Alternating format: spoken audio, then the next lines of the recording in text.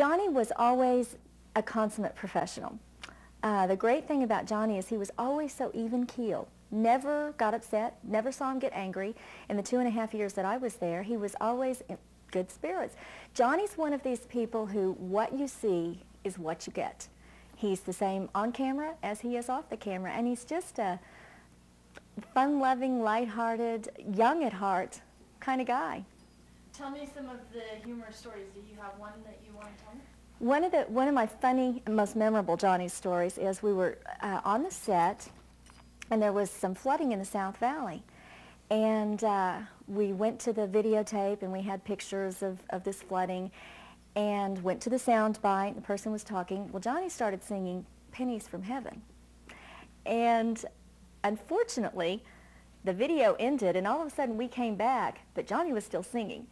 And he just kind of kept right on going. And it was one of those situations where I'm sitting, you know, just a few feet from him, and your heart just kind of sinks because you think, oh, Johnny, you poor thing. You know, it's an embarrassing sort of thing.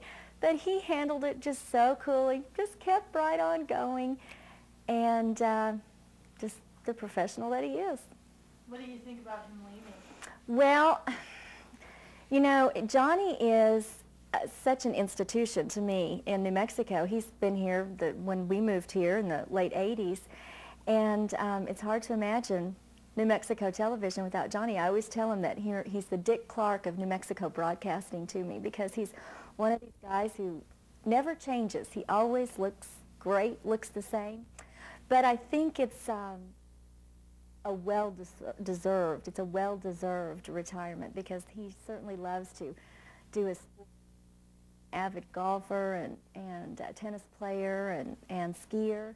And so I think he's going to have lots more time to do those sort of things. I was always amazed on the weekends. We'd be at 10 o'clock at night starting the broadcast, and he'd been up at 6 o'clock in the morning because he had a tennis game at 7 o'clock.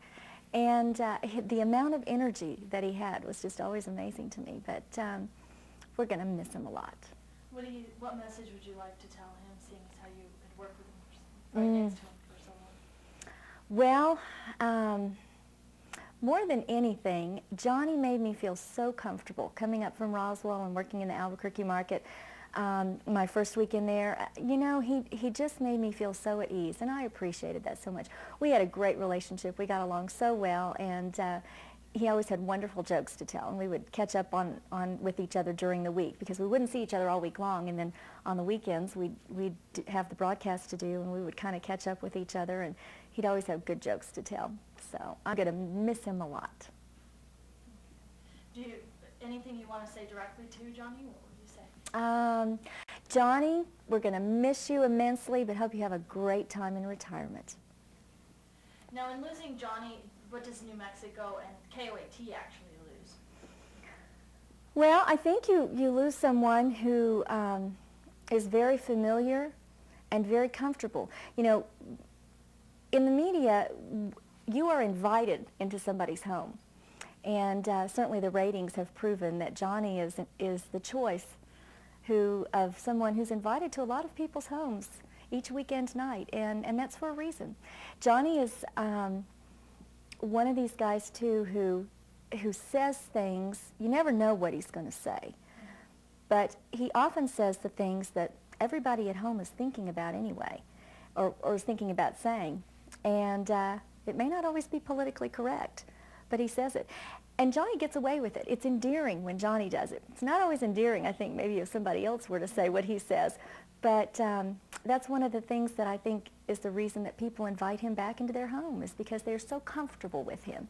And I think New Mexico and KOAT is certainly going to miss him a lot. Right.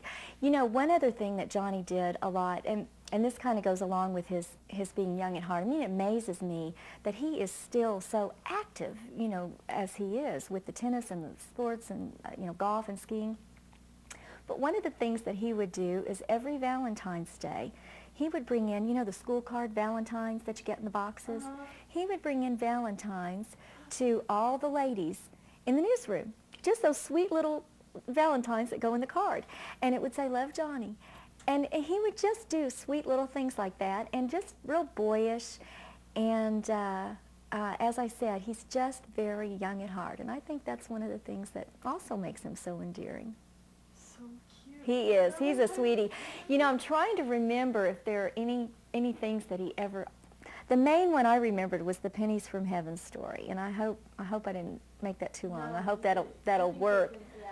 But that was one of the funny stories, and you know, he was just unflappable. That's the thing that I remember most about him.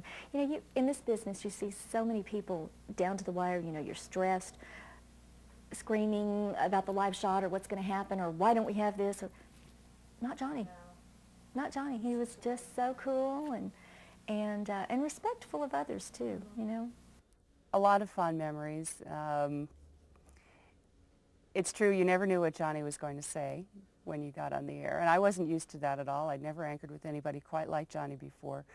He would say whatever popped into his head, and it would crack us up. Of course, I couldn't crack up. Our floor crew would crack up, and the minute we were off the air, they would say, "That's why they watch, Johnny, that's why they watch," because we would be laughing, you know, for several minutes after that.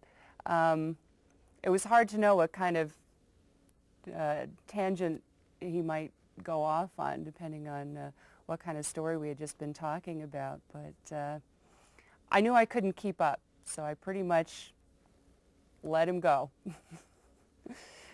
Ever wonder where he was going? Often.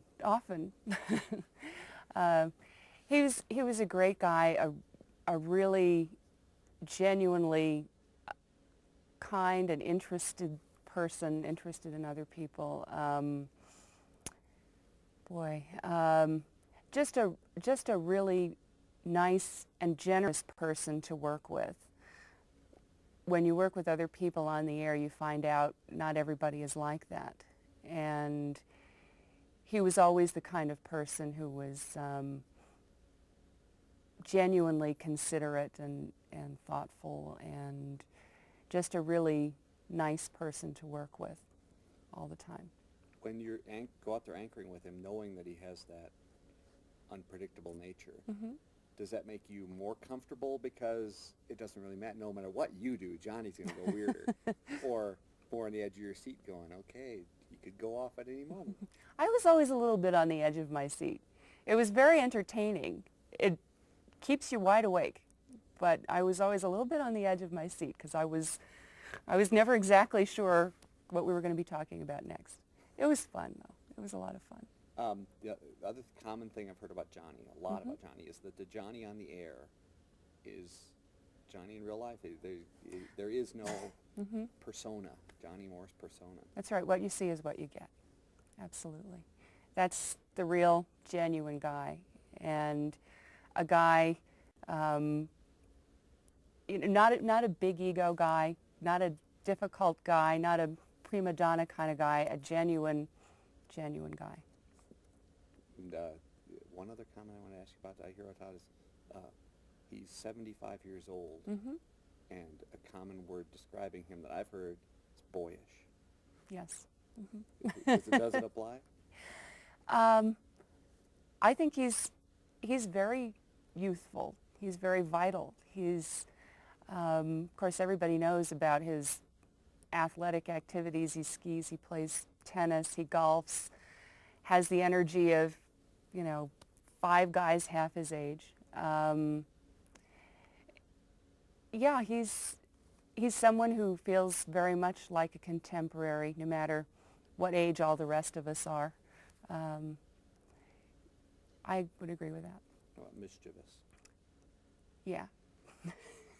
Yes, he is.